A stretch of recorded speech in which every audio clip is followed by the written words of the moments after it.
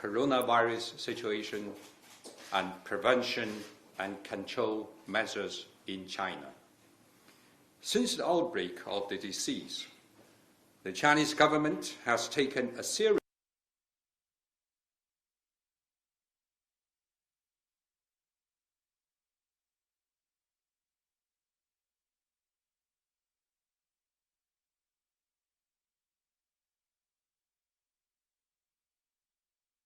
Let me use 3 Greeks to expound China's actions.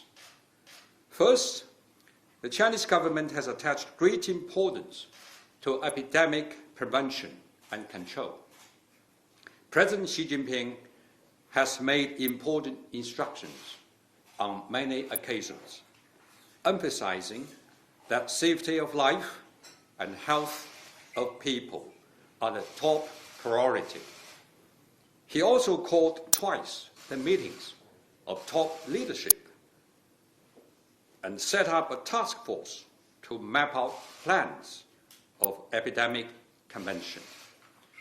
Premier Li Keqiang, instructed by President Xi, went to Wuhan to lead the anti-counter-virus efforts. The whole nation has been mobilized. Prevention and control efforts have been deployed and strengthened across the country. China has gone all out to fight the disease. At the national level, the relevant government departments are taking up their due responsibility. The military has been mobilized to help. In all places, the counter-virus task forces are led by key party and government officials. At the very forefront, at the very front line of the treatment and care, medical workers are making selfless sacrifice and showing tremendous courage. In the communities, the people stand united to wage a people's war against an invincible enemy. The vigorous measures are taking effect gradually. On the whole, the epidemic is preventable, controllable, and curable. Second, the Chinese government has demonstrated a great sense of responsibility. Since the outbreak, the Chinese government has taken the most comprehensive and strict prevention and control measures, many of which go far beyond the requirements of the international health regulation. By taking these measures, China is safeguarding the safety of life and health of not only the Chinese people, but also the people of the whole world. China is doing its best to safeguard global public health. Temporary measures of collective quarantine have been implemented in Wuhan and other places to prevent the further spread of the disease. More than 6,000 medical professionals from all over the country have arrived in Hubei province, including Wuhan. Medical supplies such as masks, hazmat suits, medicines, and daily necessities such as meat and vegetable have been transported to the affected areas without delay. 2 specialized hospitals, Huoshenshan Hospital and the Leishanshan Hospital, were built in 10 days and have started to receive and treat the critically ill. I want to emphasize that although the large number of people have been affected with the virus, the mortality rate in China, which stands at 2.1%, is very low. This is much lower than Ebola, that is 40.4%, SARS, that is 10%, MERS, that is 34.4%, and H1N1 of 2009, which is 17.4%. In the United States, more than 19 million people have fallen ill with the flu so far this season, with a death toll being 10,000. This is more serious than coronavirus infection. Currently in China, the number of cured patients is rising, and we are fully confident in beating the virus. China is also honoring its obligation. Dr. Tedros, the Director General of World Health Organization, has expressed his full confidence, expressed full recognition of China's prevention and control efforts, and spoken highly of tremendous contribution that China has made to the world in fighting the disease. He said that China is setting a new standard for outbreak response. China attaches great importance to containing potential spread of virus to other countries and regions. It has strengthened management and control on overseas traveling of Chinese citizens and called on Chinese people to take up their social responsibilities to help prevent further spread of the disease. As of February 3rd, there are 153 confirmed cases outside China, which accounted for less than 1% of all cases. This is a testament to the effectiveness of the measures that China has taken and its important contribution to preventing the spread of disease and protecting the health and safety of people of China and of the whole world. Third, the Chinese government has attached great importance to enhancing international cooperation. China is open, transparent, and responsible in its cooperation with the world. First, China has shared with WHO and the relevant countries and regions of Hong Kong, Macau, and Taiwan the information about epidemic, including genetic sequence of the virus. This is highly appreciated by WHO and many countries and regions. China has also kept in close touch with many countries at a bilateral level on the prevention and control of the disease. Second, China has attached great importance to the safety of foreign nationals living in China and tried its best to address the difficulties they face by keeping them informed about epidemic through various channels, including through foreign representative institutions. As of February 2nd, 16 foreign nationals in China have been tested positive of the disease, of which 2 have been cured and 14 are under quarantine and treatment and are all in stable condition. China has also offered some countries, including the UK, assistance in evacuation of their nationals. Third, China is enhancing cooperation with the international community on research and development of vaccine. We are working together to safeguard the safety of public health around the world. In face of the epidemic, people have shown great love to each other. Government officials and people from all walks of life in many countries have expressed their sympathy, trust, and support for China. Many governments and international organizations have donated supplies for epidemic prevention and control. Here in the UK, in addition to UK government assistance, the business community, the Chinese associations, the Chinese students have donated money and supplies through various channels.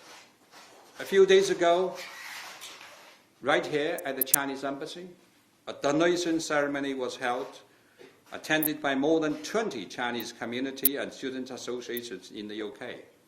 We've been deeply moved and greatly encouraged. We would like to express our heartfelt thanks to all those in the UK who have shown their love, their support, and their kindness. Ladies and gentlemen, the Chinese government has the firm resolve and has taken serious, vigorous measures to prevent the spread of the disease. This will continue to be the most important work. First, we'll try our best to treat the infected. Every life counts. The right to survival and health is the most basic and important human rights. Medical institutions all over China are doing their very best to increase the hospitalization rate, the cure rate, and reduce infection rate and mortality rate. Second, we'll strengthen the epidemic prevention and control efforts in key areas. By key areas, we mean Hubei province, especially Wuhan city. Prevention and control measures are being improved and strengthened in this province and city. Patients are diagnosed, reported, isolated, and treated at the most timely manner. Monitoring of the epidemic development is strengthened. The affected are treated in the specialized hospitals. The people who have a close contact with the patients are under close medical observation. All these are aimed at preventing further spread of the disease. Third, we're enhancing international cooperation on epidemic prevention and control and on scientific research. China will continue working closely with the WHO and the relevant countries and regions. A few days ago, China published multi-language versions of the Guide for General Public to Prevent Pneumonia caused by the novel coronavirus, which has been shared with all countries in the world through social media and other channels at the top speed. This demonstrates China's sincerity to work with the international community to fight the disease. This also shows China's determination to take up its responsibility as a reliable global player. As I understand, researchers from China and the UK and other countries are working around the clock to trace the origin and transmission routes of the virus, follow closely its evolution, share relevant data and case information, design prevention and control strategies and measures, and develop new drugs and vaccine. Ladies and gentlemen, it is understandable that there are concerns in the UK and the rest of the world about the epidemic. Some people are worried that it might have a negative effect on China's economy or even the world economy.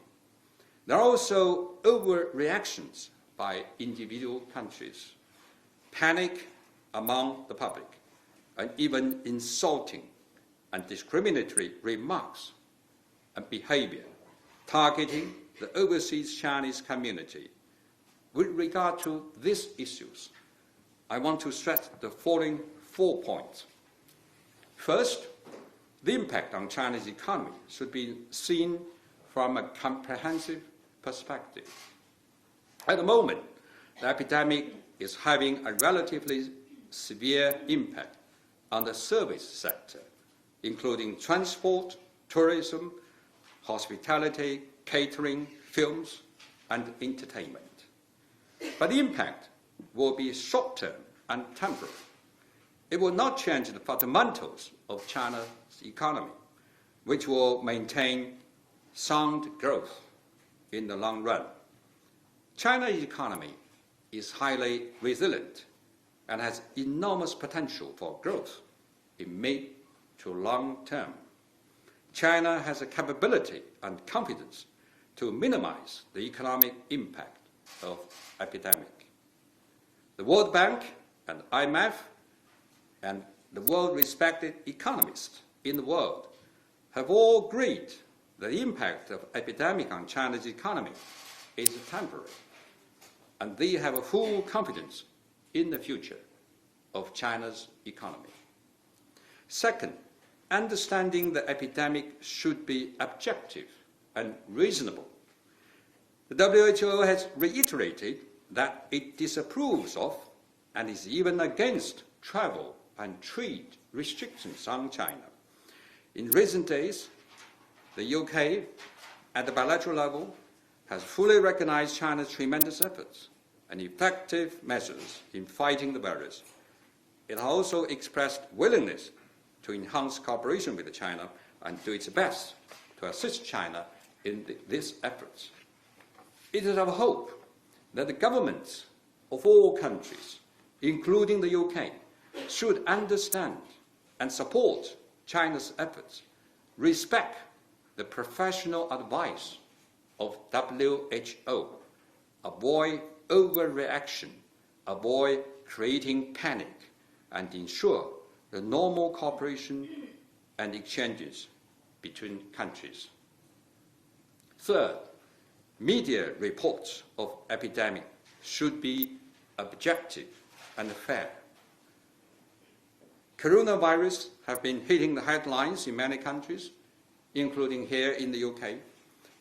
Many of the reports speak highly of China's counter-virus efforts or offer objective and reasonable advice.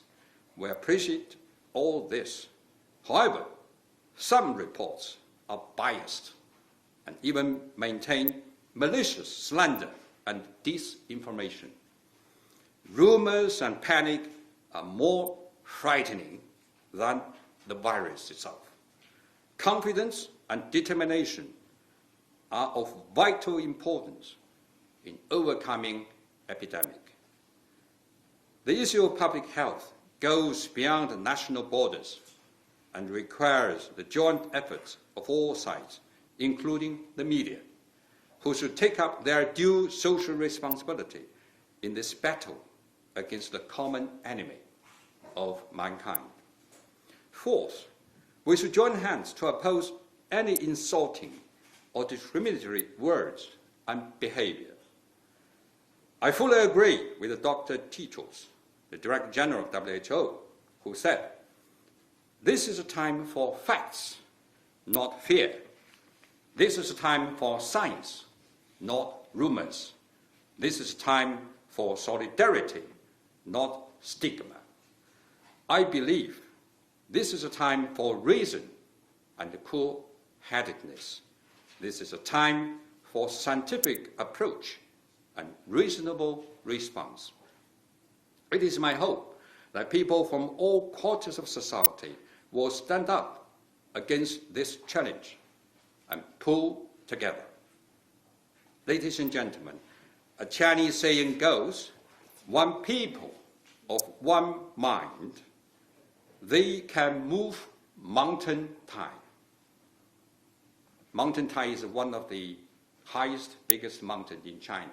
So if we are of one mind, we can move this mountain. I'm confident that under the strong leadership of the Communist Party of China and with the strength of socialism with the Chinese characteristics and the solidarity and the perseverance,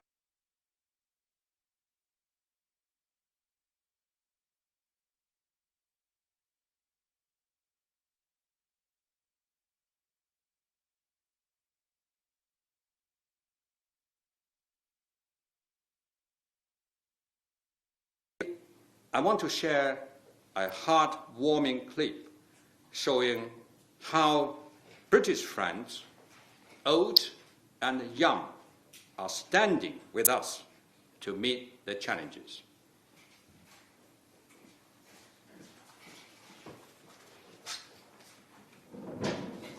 I just received this videotape a few days ago from Belfast.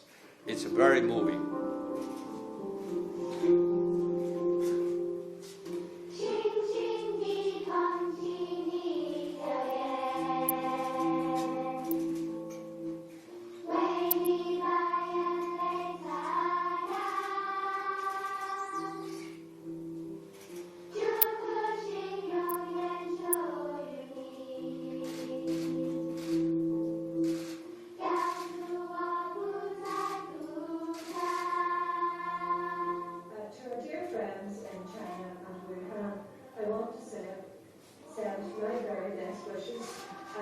To you all as you deal with this emergency.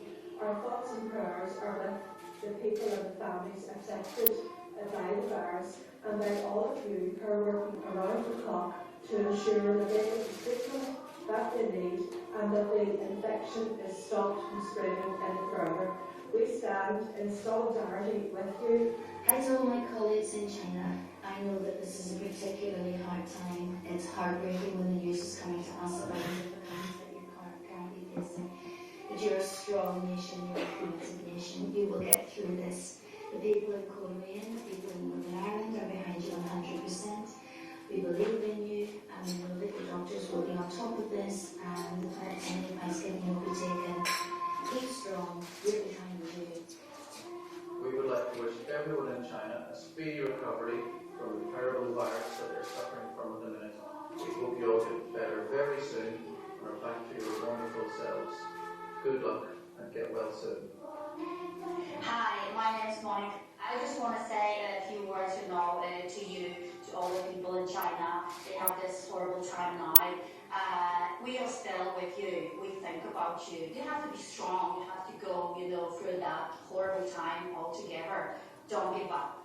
There will be a cure, and you will be all okay. Don't worry. We're still really with you. Oh, Zhonghua.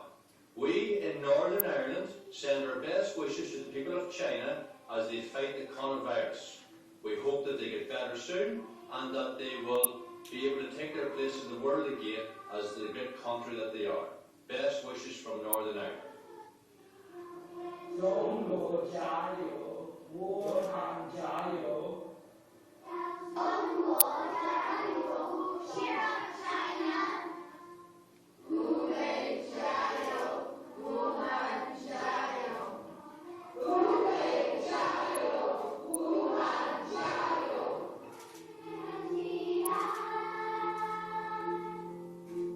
我们共同与，我们共追求，我们准备穿越洋气爱。 Thank you for watching. Isn't moving and touching. Now I'm ready to take your questions. Yes, Neville. Louise Barker from CGTF. First off, Ambassador, there seems to be a race at the moment to try and find a vaccine for this. You mentioned cooperation with British researchers. Some say they're close to finding a vaccine. Can you just elaborate on how closely you're working with British researchers in that regard and what areas specifically there's cooperation in? Secondly, there are reports that you're unhappy with Boris Johnson's personal lack of leadership towards China on this. Is that true? Are you unhappy that he hasn't personally sent messages showing his support for China? Since we have so many journalists today, I would say we receive one question from one journalist first. Then, if we have time, we can have a second round. Since I didn't notify you at the first place, so I can answer your two questions. But for others, I hope you will stay with one question first. Yes, we have collaborations with the British scientists and Chinese. There's already some joint lab between China and UK, even before the outbreak of the disease, on prevention of epidemic between Chinese institutions and universities here, like Oxford Imperial College. And now they started to work, as I said, around the clock. Now they have a target to work on the vaccine, medicine, to fight against this corona virus. So we hope that it won't be long, that they will make substantial success in their joint efforts. And the government is very supportive of their efforts, and my embassy tried our very best to facilitate the communication, the changes between the scientists of our two countries. With regard to whether I'm satisfied or not satisfied with the British government response, I would say we are very pleased and thankful to British governments. Since the outbreak, the two governments maintain very close contact. Secretary Rob and Cabinet Secretary Sedwell have a telephone conversation with their counterparts, Director Yang Jiechi and for State Councillor for Minister Wang Yi. British side spoke highly of the prevention and control measures taken by China, and also offered to help, and we appreciate that. So there's no such an issue with regard to disappointment, displeasure, discontent with regard to British government response. Thank you. Next. Good morning, Ambassador. James Lander, BBC. I have two questions too, but I'll put my hand up later in the press conference for it. Maybe I'll get lucky for a second go. You spoke just now about your frustration at what you called the overreaction and panic of that had been generated by some foreign governments, and you included the UK in that. Can you be more specific? What was it that you felt was an overreaction? Are you referring to the British government's warning to British nationals in China, saying, if you can, leave? I noticed, yes, as I said, the channel of communication between China and UK on government level is very open, not only on the top level, but also on the working level. Have a very good communication with the counterparts in Foreign Office, including acting Under-Permanent Secretary, Director Generals, and my deputies, and my councillors also maintain almost daily contact with their counterparts. In our conversation, we express our position that the measures taken by China are effective, and there should be no panic, there should be no overreaction. We advise the British side to take the professional advice of WHO. And British side also agreed with us. They said they will follow of course, they spoke highly of our efforts. They recognize the effectiveness of measures taken by China. They also tell us they will follow WHO's advice. Seems to me the facts are not entirely where the words does not match with the deeds.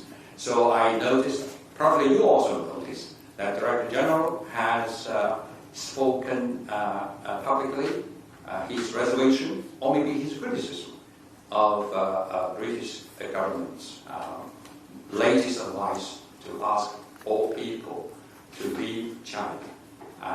He do not think this is helpful.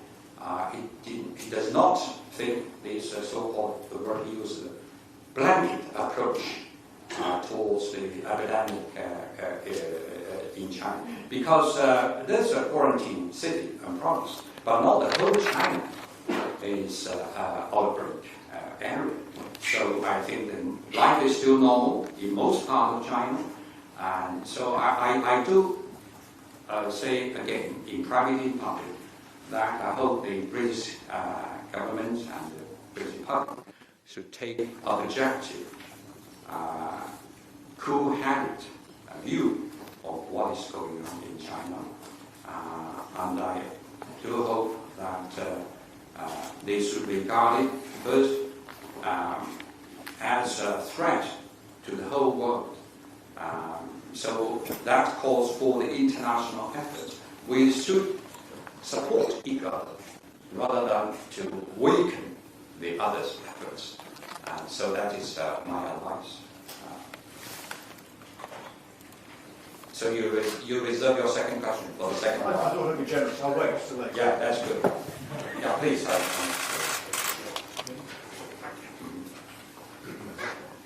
Thank you. Simon Barger, 5 News. Mr. Ambassador, you say... What news? 5 News. 5 News. Mr. Ambassador, you say you're very pleased with the British corporation, that there's close contact, and yet you accuse them of overreacting. I'm not accusing. I'm just calling. I would like to see, their words or their actions. Well, given that close contact which you spoke about, how surprised were you when that advice was given to British nationals in China? We don't think there should be such a panic.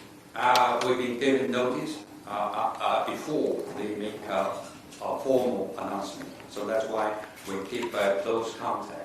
And we advise them. We don't think it is a good idea. We believe that the epidemic is controllable, preventable, and curable. And so we ask British side to take objective, cool-headed approach, and also to ensure the normal exchanges and cooperation between the two sides. That should not be interrupted. I'm sorry, ladies first. Thank you, Ambassador. Paul Brand from ITV News. Are you concerned that if there are further cases confirmed in the UK, it will discredit everything you've just said about China's ability to contain this virus?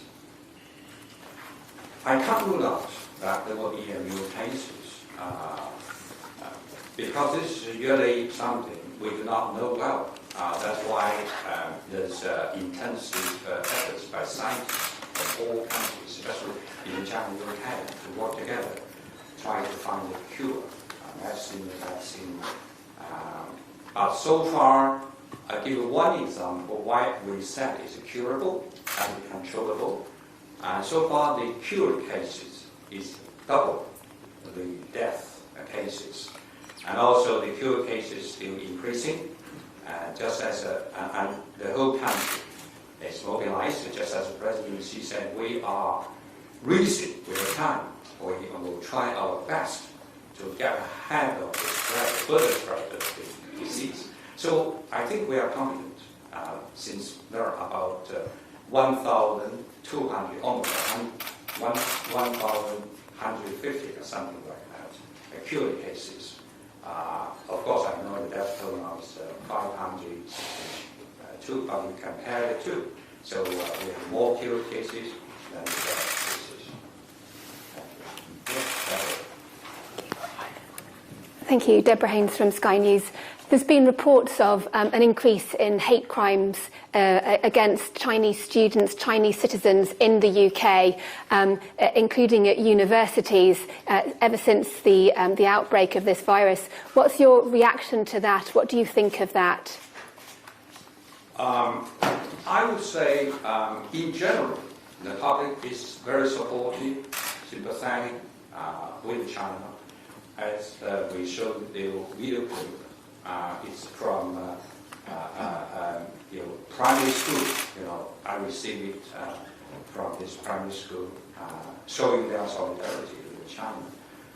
So I think the general public is very supportive. We appreciate that. There are some cases of hatred, discrimination against Chinese nationals. First, we have raised this issue with the British government, with the police.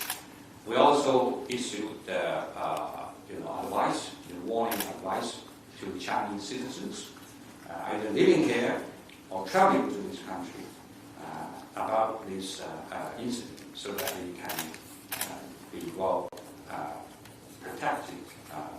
And also we give contact information in case, if there's such a cases occur, they should first report to the police and get in contact with the embassy. Will provide their consular protection.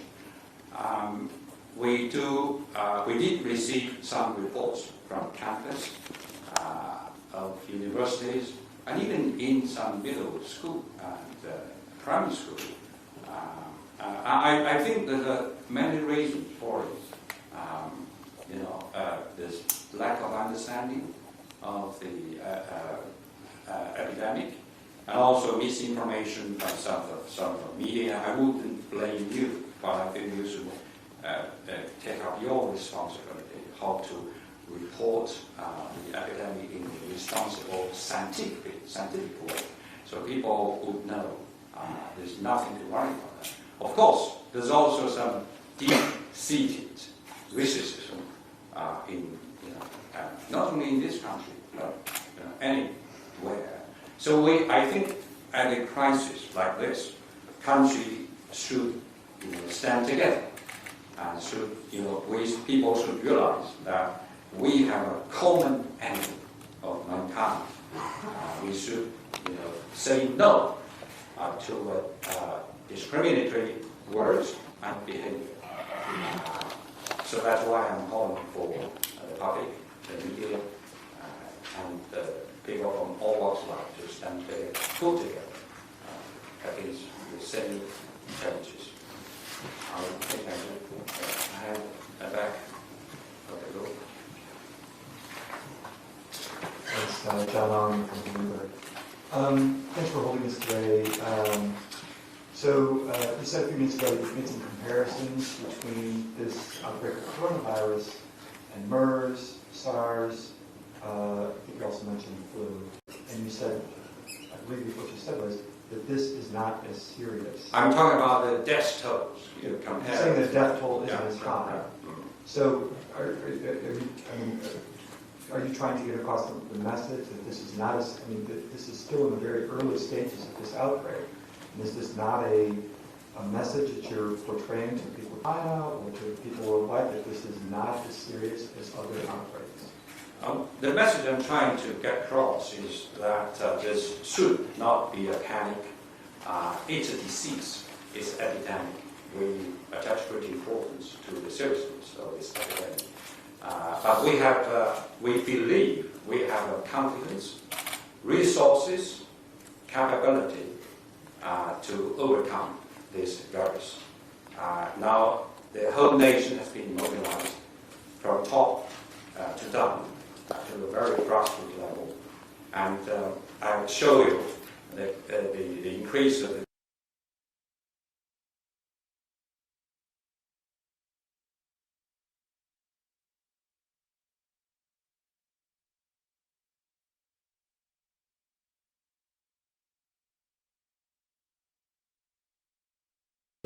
reduce the death toll, increase the cured cases, so that will give people more confidence that we can win this battle.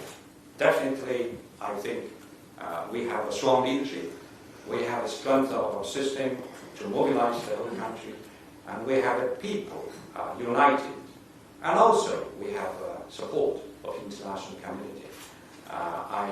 Of course, I can't predict when will be the inflection point. We do hope it will come sooner, but I can't say when we'll get there. But we will certainly, on one hand, we have to depend on ourselves, the scientists, the researchers working very hard. And we also engage with the scientists, researchers of other countries, including the UK. UK has offered generous support, and UK is the leader in this epidemic prevention. So I'm pleased that we have the resources, we foundation, the scientists of two countries started to work together long before the outbreak of this disease. So I do hope the people should not be panicked about it. Yes. Victoria MacDonald from Channel 4 News. Can I just clarify something? Have you formally or informally approached the Foreign Office at any point over the past few days to ask them to review their request to British nationals to get out of China as soon as they can? Yes, we did tell them overreaction is not helpful. We asked them to take advice of WHO to make a reasonable response. Do not overreact. Thank you. Yeah, back there. Thank you. Thank you very much. Emma Graham-Harrison from The Guardian. I just wanted to ask about the situation in Hubei and Wuhan in particular. You said that obviously no one knows when the inflection point will be. It's already been nearly 2 weeks now of quarantine of the city. There's obviously a lot of people there who aren't able to go to work, who aren't able to get money. Is this quarantine indefinite? And is the Chinese government planning measures to support people who are inevitably going to run out of money? And the other reports that we're hearing from Wuhan about that inflection point, there's a lot of people who are saying that they are not able to get testing kits. That they have relatives who are showing all the symptoms, that the hospitals are so overwhelmed, obviously it is a crisis as you said, that they are just not able to get tested. How confident are you that you are picking up all of the cases or even the majority of the cases? Definitely the quarantine cannot be permanent, but currently it's still necessary. As I said, government has gone all out to take actions.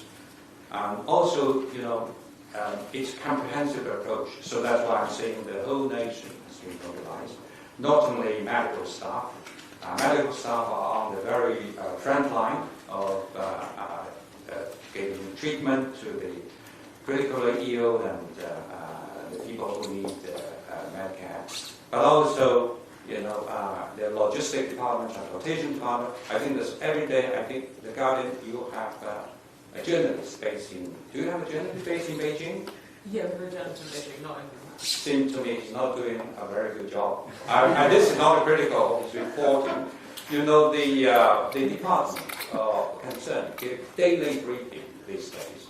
I even follow what is going on closely. But of course, my focus is to engage with the British government to coordinate our efforts. The transportation minister of transportation, minister of custom, the custom inspector general, and the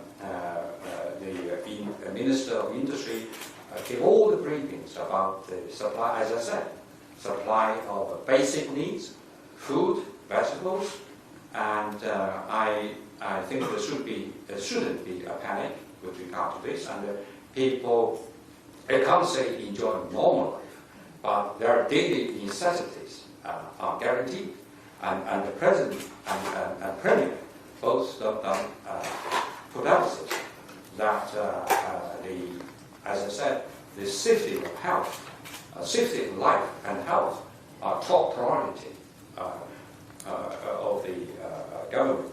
So this not only referring to the people who are ill, but also to the people who are not infected. So we have to make sure that they are insured with the daily necessities. Of course, it will take some time. The current quarantine effort has been showing effectiveness to prevent the further spread of this disease. Is necessary. It has been spoken highly, this message by WHO. You talk about some complaints, and I think it's understandable. This outbreak of disease comes so unprepared. It's a crisis, I would say. So people in general, I think the central government adopts very effective response on the grassroots and the local level. I would say local level has also been mobilized, but it will take time for people to understand the nature, understand the urgency. I think they all get to know now, but I don't think, I can't say China is prepared for this outbreak. We don't have enough beds, hospitals, that's for sure. So that's why we have built the 2 emergency hospitals just within 10 days. I don't think other countries can do this. But we try our best to take as many patients as possible. And there's also some efforts on the grassroots level in communities. The clinics also made their every effort to take care of the patients. We'll try our best. Yeah, please. Ashen Ratanti going underground at the UK RT. Ambassador, you did say there was economic damage caused by the coronavirus. Is it the case that the biased disinformation you are alleging on the part of media, maybe some of the journalists here, is designed to damage China economically? I hope not. I think on the whole, I read some reports in the local media. They still have confidence in China's economy. Take, for instance, when you report good things, positive things, I would like to name them. But you have a bad media on China, I try to be cautious. I just give you advice. I think Daily Telegraph carried one piece about, they believe Chinese economy is still resilient. And I think FT also carried some reports. I'm not saying the media in UK talk down Chinese economy. I'm just giving the facts that Chinese economy is resilient. I hope you will also take objective, reasonable approach when reports on China. Thank you. Jim, wait for a moment for the second round. People haven't had their first round yet. Yeah, please. Thank you. Clive Cookson from the FT. Mr. Ambassador, how many reports have you had of Chinese citizens in this country who are stuck here, people who may have come as tourists, may have come for the Lunar Festival, not be able to get home because of transport difficulties, may have come for business trips? Is that a significant number? And how are you helping them if it is a significant number?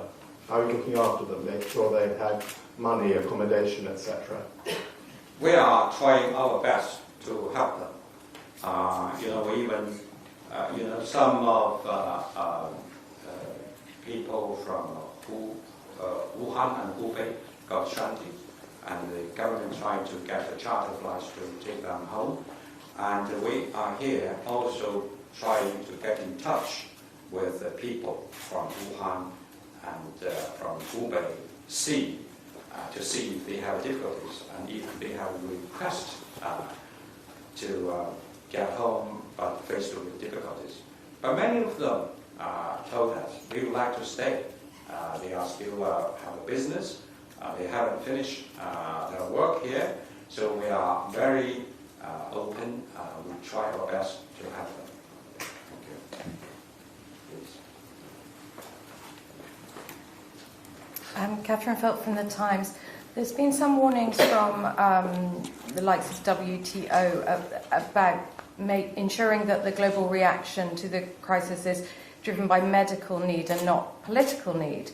And I wondered if you had any sense of any countries taking a more political approach. I'm thinking in particular of the context of the trade dispute with the US and the fact that the travel advice issued by the British government came hot on the heels of similar advice from the US. You are absolutely right. There are some people who try to take advantage of this for political gains. We have expressed our resentment and opposition to some American politicians.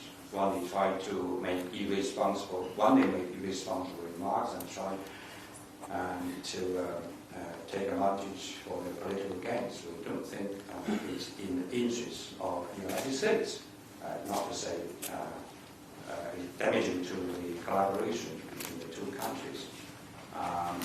I'm confident that the two sides will continue to work together to implement the Phase 1 economic trade agreement, because, as I said on several occasions, this is a good agreement.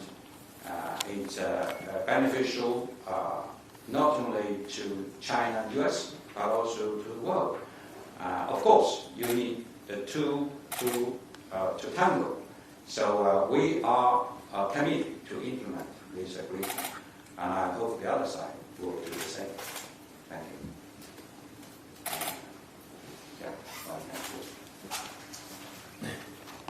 Thank you, Ambassador Ben Kentish, LBC.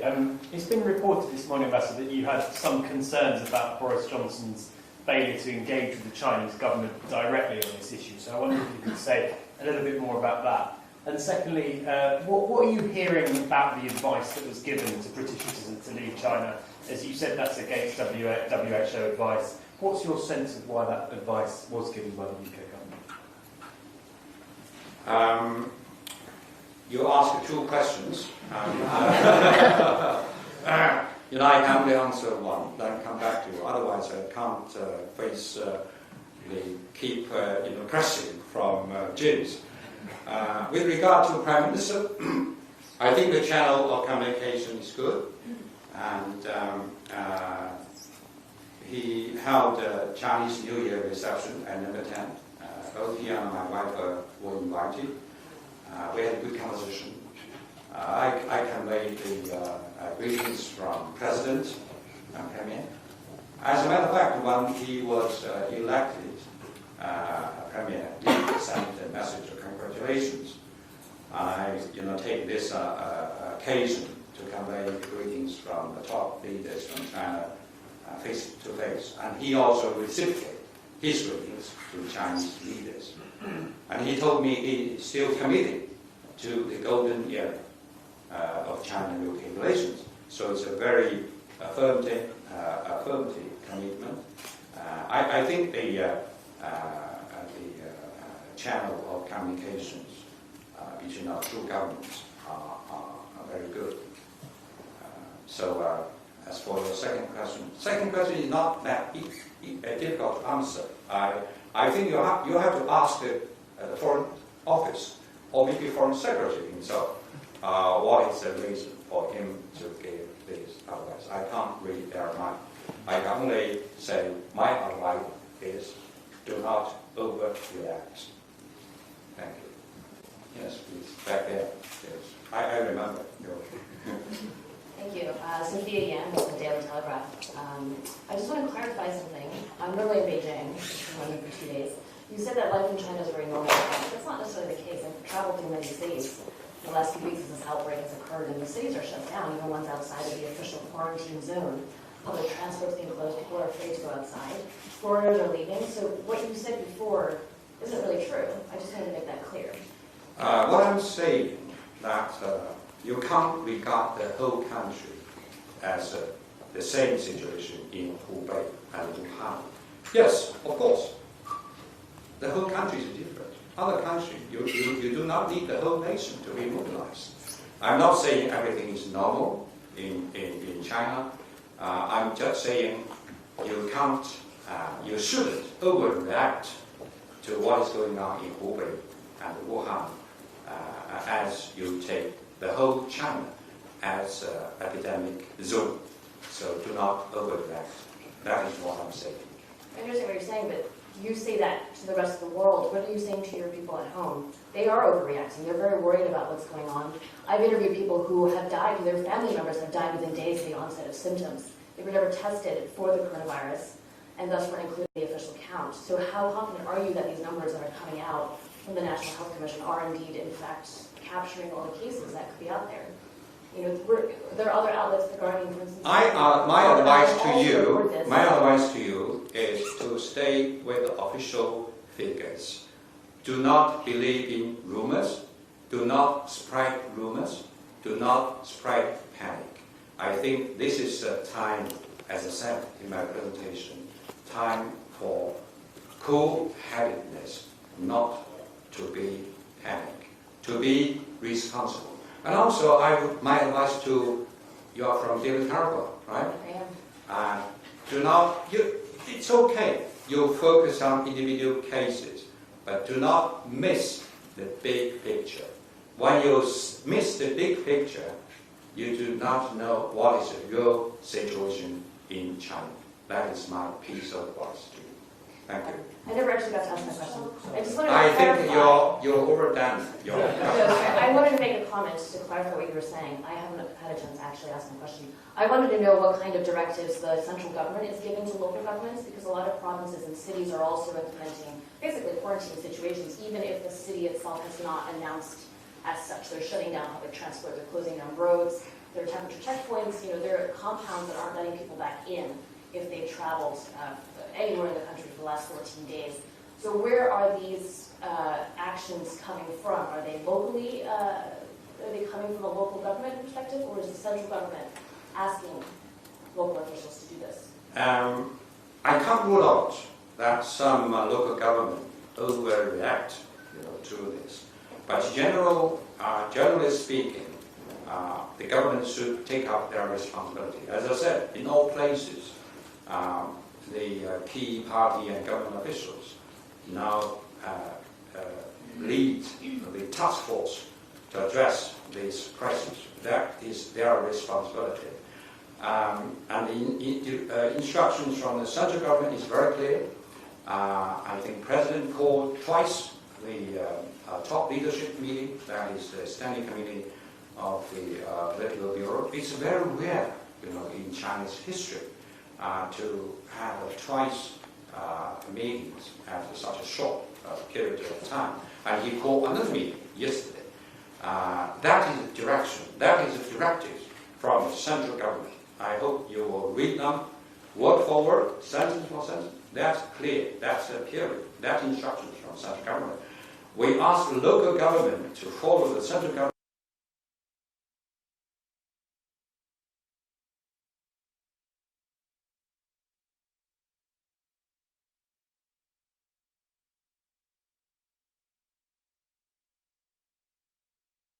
They are misconduct, that's for sure.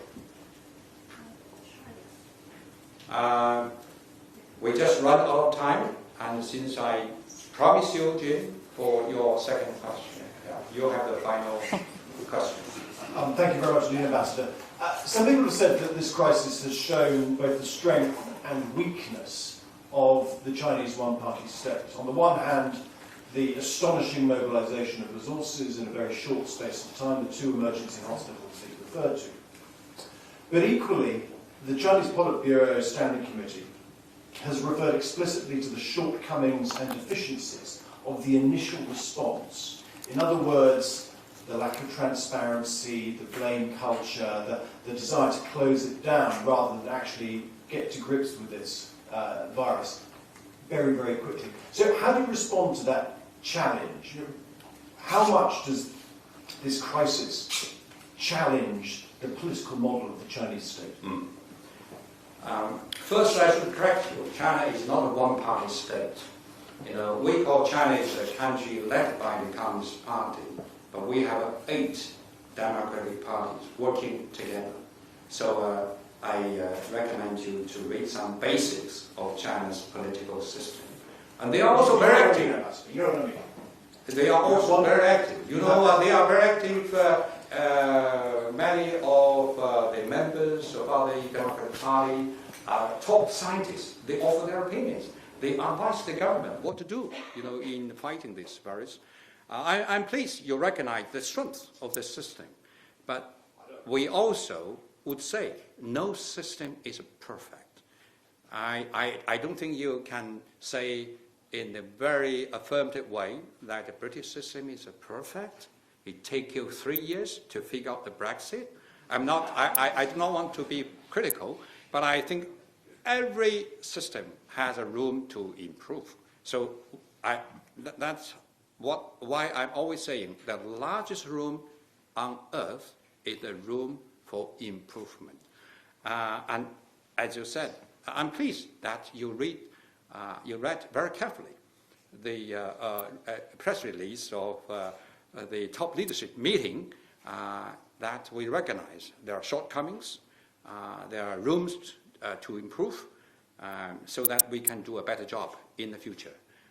And you are right, this is a challenge, but that is not, maybe we have a different understanding of the challenges. My understanding of challenges, it will challenge us to improve our work, to improve our system. But we are very confident with our system, as I said at my opening remarks, that it were not for this system, I do not know what kind of situation we'll be faced with. If you imagine if a similar situation happened in UK, I do not know. I would not try to second guess what I are going to do with regard to this situation. Thank you very much. Thank you for your coming to the embassy. I look forward to seeing you in the future. Thank you.